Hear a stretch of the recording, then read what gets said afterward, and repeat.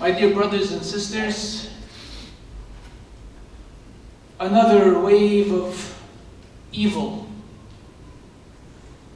another very serious, unfortunate, criminal terrorist act that once again hurts and affects us as individuals, as families, and as a Muslim community here in America. And for some, especially some of our youngsters that go to public school, that go to college, and they're afraid. They worry because whenever something like this is done, whether it's in Paris or it happens in California, the average person is not able to distinguish. They don't know because all they hear is associations. When something criminal happens, and Islam is mentioned with it. But I want to tell you something. And I hope that in what I tell you, that it comforts something of your fears. And that in the same way, it also further strengthens for you who you are, because you know, I know, we know that as Muslims, we have nothing to do with anything criminal, anything terrorist. Rather, we know what it really means to be Allahu Azza wa Jalla's slaves and servants. Yes, as some of us are saying, openly condemning what happened, the other focus should be on truly saying who we are. And that is to show that as Muslims we are proud because we know what it means to be of Allah's worshippers. We know that Islam does not equal terrorism. We know that Islam does equal what? It equals justice. We know that Islam equals everything good. Allah the Exalted tells us in Surah An-Nahl, the 15th chapter, the 90th verse, Allah Rabbul Alameen tells us, saying, إِنَّ اللَّهَ يَأْمُرُ بِالْعَدْلِ وَالْإِحْسَانِ وَإِيتَاءِ ذِي الْقُرْبَى وَيَنْهَى عَنِ الْفَحْشَاءِ وَالْمُنكَرِ وَالْبَغْيِ يَعِظُكُمْ لَعَلَّكُمْ تَذَكَّرُونَ. Indeed, certainly, for sure, Allah orders and commands justice. Jama'ah, what is justice? Justice is not what me or you or anybody wants to interpret to be justice. Justice is what Allah Himself Subhanahu has declared. And we know justice to be that which is fair, which is correct, which is good, which is beneficial. Not the opposite, which is injustice, which is oppression, which is destruction, which is death. And He goes on to tell us that He commands this, He orders this. Wal-ihsan. The root of this word is beautiful. That He commands and orders all things that are beautiful. Wallahi jama'ah, we know that Islam is beautiful. We know that Allah Azza wa Jal Himself is beautiful. That His Messenger sallallahu alaihi wasallam is beautiful. That the message, the religion of Islam is beautiful. How we are supposed to live ourselves, our lives, living as Muslims, that we too become beautiful and are beautiful. And He also commands and orders that we give, that we are generous, and that we support those who are of our family members and those who are needy. And then He also tells us what He prohibits and what He prevents, what He has made illegal. Subhanallah. Al-fahsha, anything and everything that is immoral. Wal-munkar, everything that is considered wrong, again by His standard. Killing is wrong. Oppressing is wrong. Terrorizing is wrong. Hurting people. whether it's verbally or even physically or emotionally, it is wrong.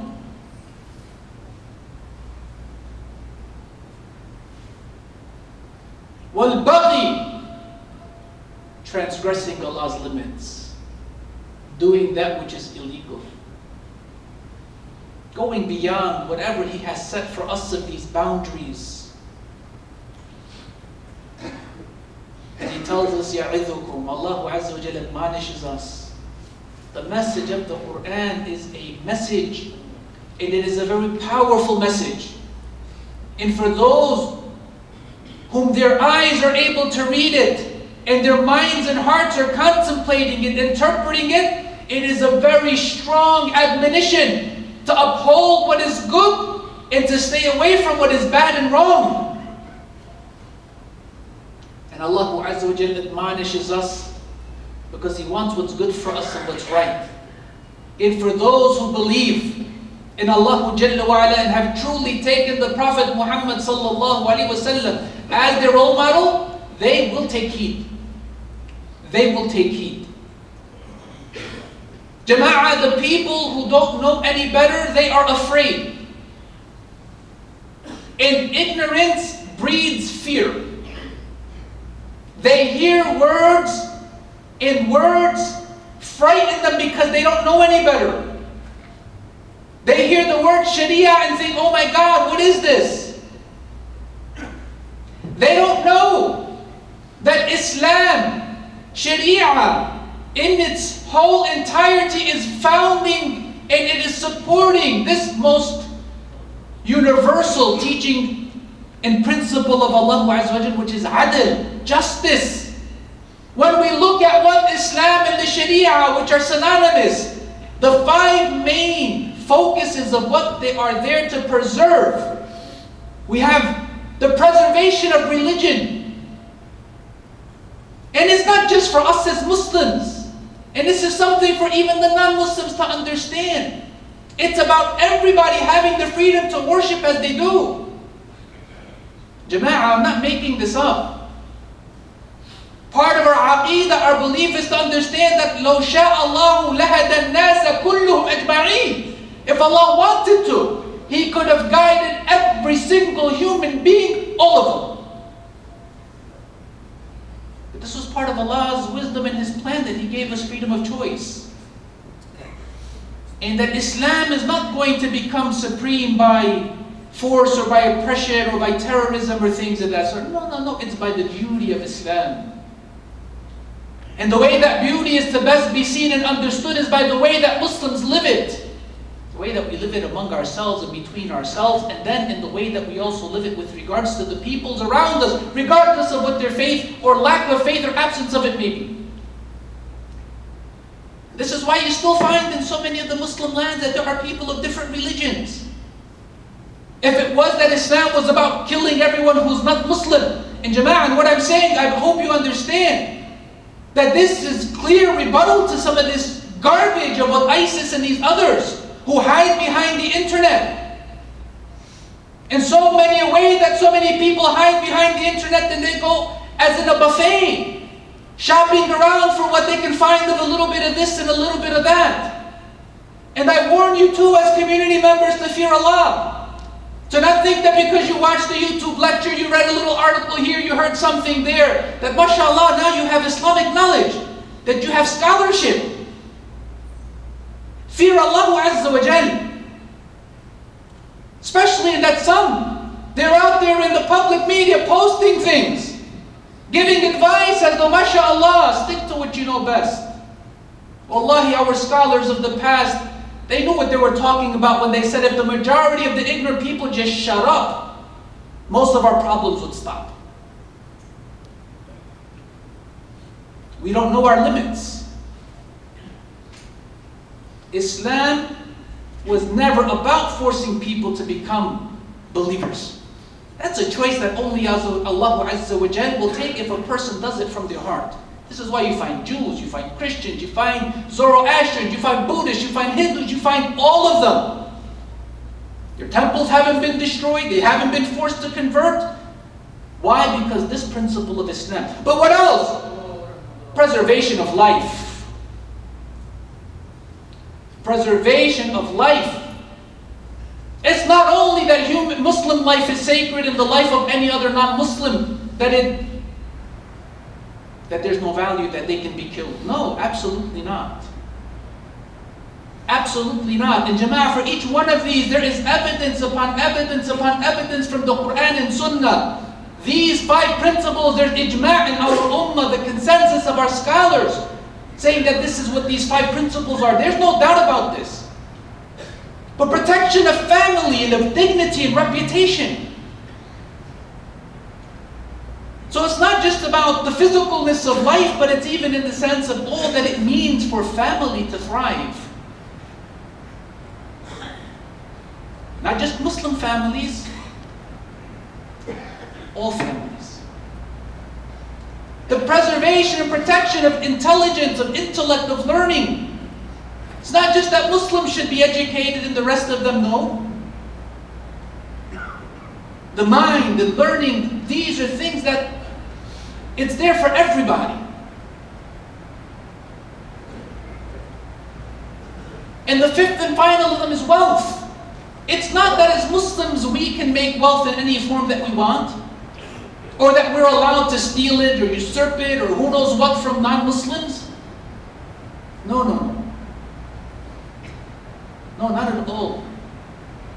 Jama'ah, understand something. Allah Azza wa Jal, we believe in Him. We believe that He is Al-Qadir Al-Qadir Subhanahu. He is the all-capable. He is the all-knowing, the all-powerful. But yet look and see, how does He deal with the Muslim as well as the non-Muslim?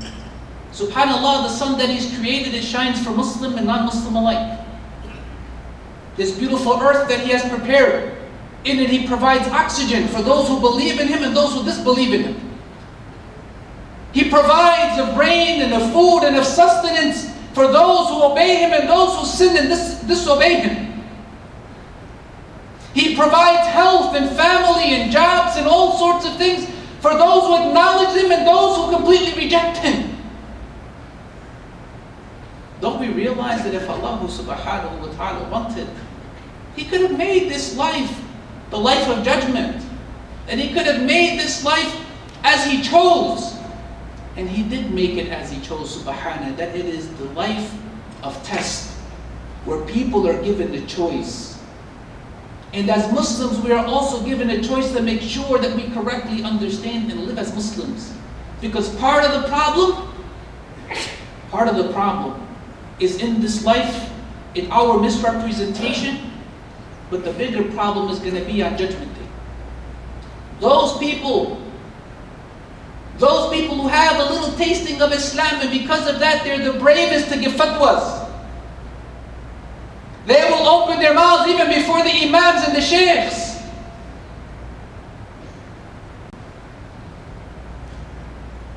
Those are the people that are hastening. They're jumping on the bullet train to hell because shaitan has literally jumped on their backs and is controlling them. A little bit of knowledge destroys a person because they have become conceited. They have become self-deluded. Islam, Sharia, it's all about justice, and in justice we see that these core principles and qualities for life are there universal for all human beings.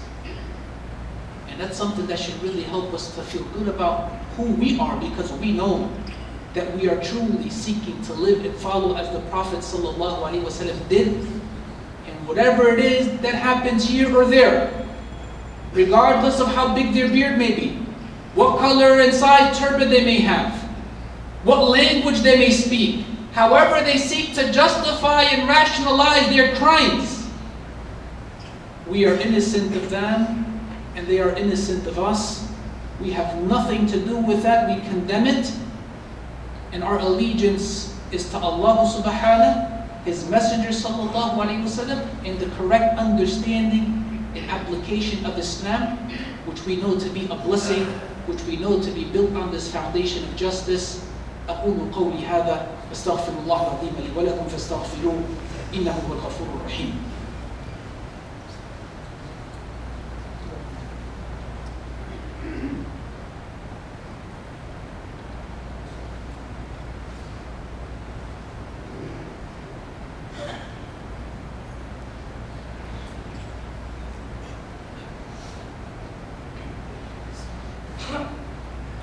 الله الرحمن الرحيم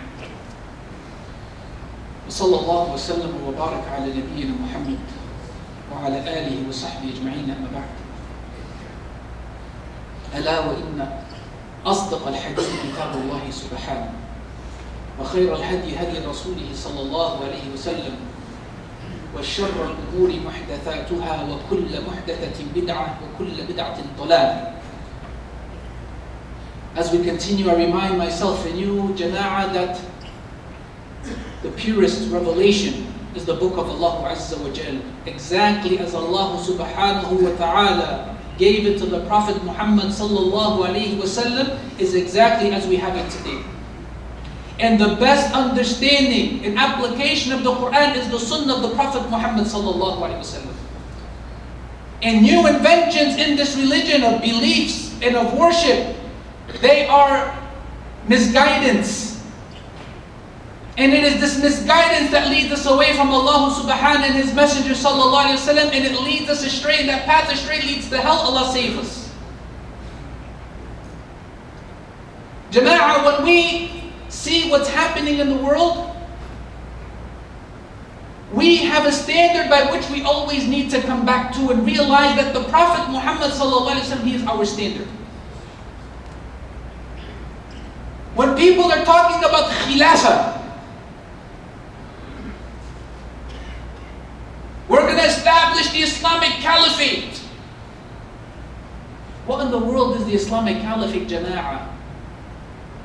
Is it what ISIS thinks, or Qaeda thinks, or whoever? Is it what they think?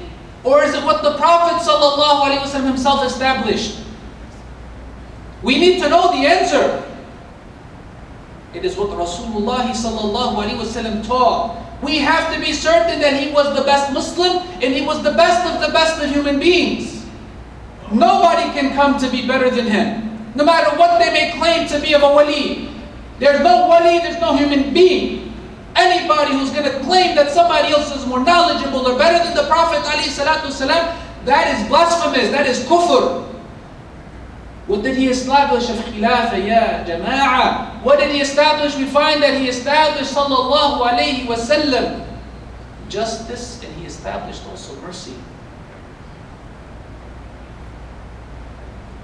SubhanAllah, look at this hadith that Shaykh al-Albani rahmatullahi alayhi collects in his Silsilat al-Sahiha. The hadith is narrated by Fadalat ibn Ubayd radiyallahu anhu.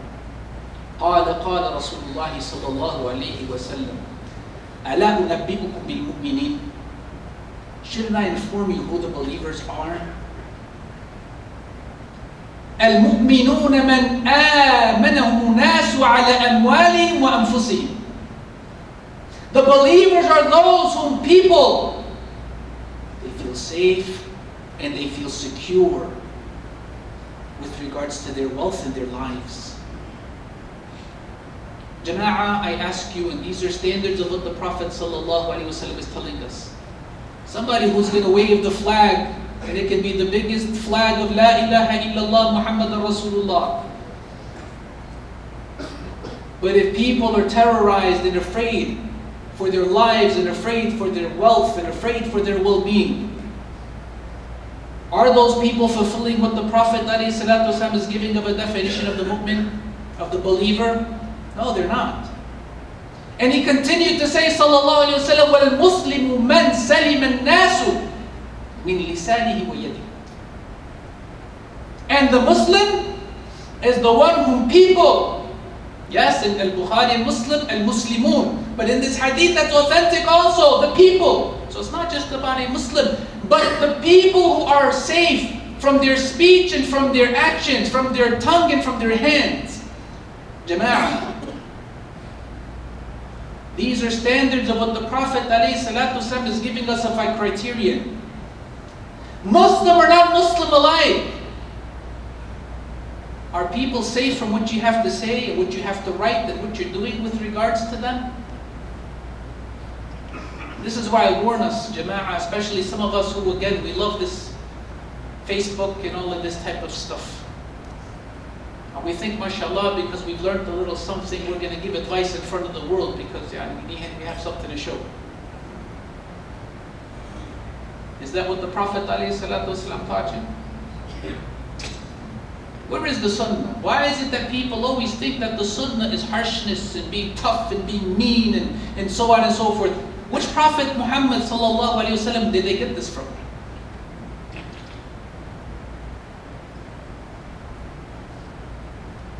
And he went on to say, وَالْمُجَاهِدُ مَنْ جَاهَدَ نَفْسَهُ فِي طَاعَةِ اللَّهِ. And the mujahid, not somebody who claims they pledged their allegiance to ISIS or who knows what, that they're going to go ahead and hurt and harm and so on. No. That's not jihad. Allah save us how many people shaitan has deluded them. The mujahid, the Prophet ﷺ said, is the one who fights and struggles themselves, disciplining themselves to obey Allah. And he said, sallallahu alayhi wa sallam, concluding, وَالْمُهَاجِرُ مَنْ هَجَرَ الْخَطَايَ وَالذُّنُوبِ. And the muhajir, the one who truly makes immigration, is the one who leaves off sins in all of their forms. Wallahi jama'ah, we know that killing is the second greatest sin. After al-kufru billahi azza wa jal, to blaspheme with Allah, murder, killing is second.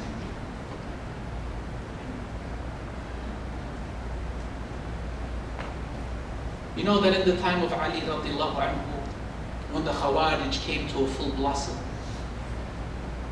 and they thought that whoever commits a sin, especially a major sin, that those persons have lost their iman and they are disbelievers and that they should be killed.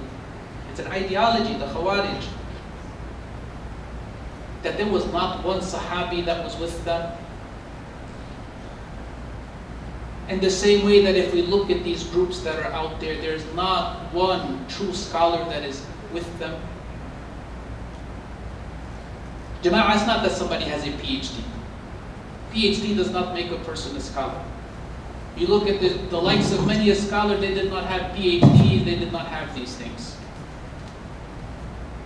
These people, they do not have a scholar among them. But what you do have is people with a lot of free time on their side, surfing the internet, copying and pasting, and other people who have nothing better to do than to learn from this stuff that's on the internet. The internet, jama'ah, is like a fire hose. And it's as though a person is trying to drink from a fire hose. You cannot discern anything of the sources and in the information that's there. How many people read something and then they think that's about Islam and it turns out, no, that's not from Islam. Or that may be a particular group or something of that sort. Jama'ah, part of the sunnah is to benefit from the scholarship that you have that's local. Why is it, subhanallah al-azim, that when it comes to the a'imma that we have in the community, jama'ah, I didn't grow white hairs like this playing video games. I didn't grow white hairs like this seeking dunya. I'm not Shaykh al-Islam, absolutely not. But 7 years of my life I devoted to learning Islam. And some Twinkies and Hostess cupcakes and everybody else, who mashallah, they listen to a lecture, they get a little bite of something here or there, and they look at themselves as though mashallah, they are scholars and they can critique. I'm going to listen to the Imam, they don't know anything, I'm going to jump on and get jump. Allahu Akbar. Allahu Akbar. That's the problem. In Shaitan's strategy of divide and conquer is the same old thing. Once a person separates themselves from a trusted, authentic source, and they go ahead and they start wiggling, looking for things here and there, Shaitan's got them hooked, blind and sunk. That's it. We listen to the ulama, the big shots, those whom Allah Azza wa Jal has given a legacy of truly being scholars. And we listen to their fatwa and people sit there and say, they don't understand. These people are, they're you know, in the pockets of the kings and of the leaders. They're cowards. They don't understand. Subhanallah. Really? Really? Wallahi jama'ah, al-Islam ma qala Allah wa qala Rasuluhu wa ma siwa dhalika waswasu shayateen. Islam has always been what Allah Azza wa Jal has taught in His Messenger sallallahu alayhi wa sallam. anything else other than that, it is from the whisperings and the inspiration of shaitan. Allah save us. When Allah Azza wa Jalla said, and I concluded, telling us about His Prophet sallallahu alayhi wa sallam, وَمَا أَرْسَلْنَاكَ إِلَّا رَحْمَةً لِلْعَالَمِينَ. That we have not sent you except as a mercy for all creation. Where are we in our mercy? If you see that somebody is harsh, somebody is mean, somebody is ugly, they have not understood the sunnah of the Prophet sallallahu alaihi wasallam. If they are verbally abusive, emotionally abusive, physically abusive, these people have furthered and distanced themselves from who the Prophet sallallahu alaihi wasallam truly is and truly was. Jama'ah, our standard is clear. And wallahi, we should hold our heads up high, proud, because we know who the Prophet ﷺ really is. And we should be proud to show it. We should be proud to live it. We need to be this with ourselves and then in the larger community. And in doing so, the positive outreach and the positive da'wah, the positive presence that we will establish, it'll further show those of the community members, in addition to those of our friends who have time and time again said, we support you, we know that you're not these people. But even in our homes with our children, our youngsters, to give them the confidence and the strength that they need so they're not going to cave in with regards to these pressures. You and I may be stronger and be able to withstand it, but our youngsters, jama'ah, they need this help. And together, bi'idhnillah, by truly living the standard that the Prophet ﷺ gave, each one of us is able to make a difference. Allahumma salli ala Muhammadin wa ala ali Muhammad kama sallayta ala Ibrahim wa ala Ibrahim innaka Hamidun Majid. Wa barik ala Muhammadin wa ala ali Muhammad kama barakta ala Ibrahim wa ala Ibrahim